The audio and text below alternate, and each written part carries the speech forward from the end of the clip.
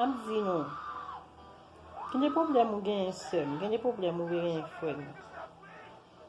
Se yon jen, yon ka derivo la dan.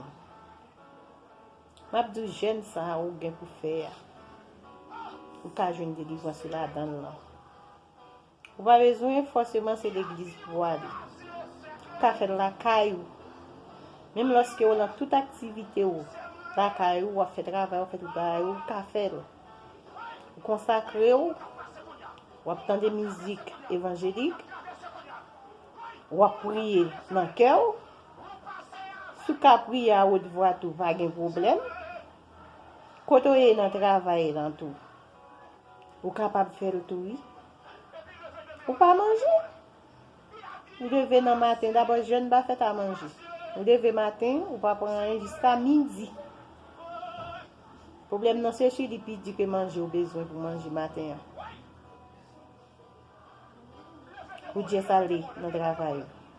Donc il faut consacrer, même lorsque vous travaillez, vous faites un bagage, mais vous avez un refrain, un chant dans la tête. Et puis vous priez. C'est de même gens pour la caille dans tout, vous êtes capable d'ouvrir la radio, capable de prendre le téléphone, ou prendre des musiques évangéliques.